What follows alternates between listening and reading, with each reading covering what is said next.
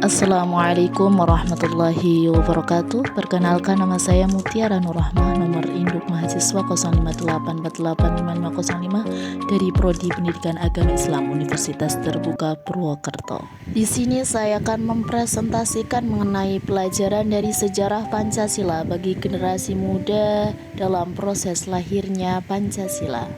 Sebelum mengenal lebih jauh mengenai lahirnya Pancasila, apa itu sih Pancasila? Pancasila secara etimologis berasal dari bahasa Sanskerta. Kata panca berarti 5 dan sila berarti dasar atau prinsip.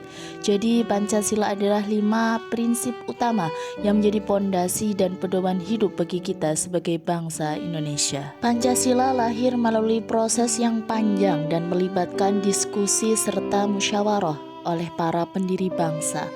Gagasan tentang dasar negara Indonesia mulai muncul ketika Jepang mengalami kekalahan dalam Perang Dunia II.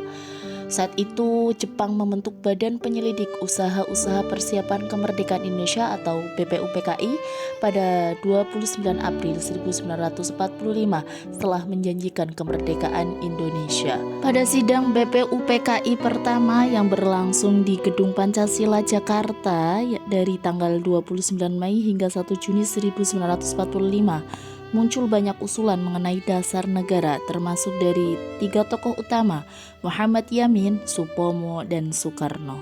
Muhammad Yamin pada sidang BPUPKI tanggal 29 Mei 1945 mengusulkan 5 dasar negara dalam pidatonya yang dikenal dengan rumusan Yamin, yang menekankan nilai-nilai kebangsaan, kemanusiaan, dan ketuhanan. Supomo dalam pidatonya pada tanggal 31 Mei 1945, ia lebih menekankan konsep negara integralistik di mana negara dan rakyat merupakan satu kesatuan yang tak terpisahkan. Soekarno pada 1 Juni 1945 menyampaikan pidato yang memperkenalkan 5 prinsip dasar yang ia beri nama Pancasila. Setelah usulan dari para tokoh, BPUPKI membentuk sebuah panitia kecil yang dikenal sebagai Panitia 9. Hasilnya, pada 22 Juni 1945 mereka menghasilkan Piagam Jakarta. Di dalamnya terdapat rumusan dasar negara yang mirip Pancasila sekarang. Namun poin pertama berbunyi ketuhanan dengan kewajiban menjalankan syariat Islam bagi pemeluk-pemeluknya. Setelah proklamasi kemerdekaan Indonesia pada 17 Agustus 1945, bangsa Indonesia memasuki fase genting di mana negara telah diproklamasikan, tetapi struktur pemerintahan, konstitusi, pembagian wilayah hingga lembaga kenegaraan belum terbentuk secara resmi.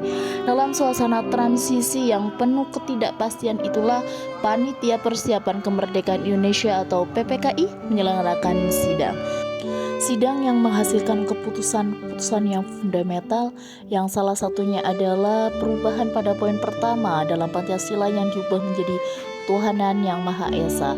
Kemudian Pancasila resmi disahkan sebagai dasar negara dalam pembukaan Undang-Undang Dasar 1945. Peristiwa lahirnya Pancasila pada 1 Juni 1945 mengajarkan kepada kita nilai nasionalisme, toleransi, musyawarah, dan gotong royong.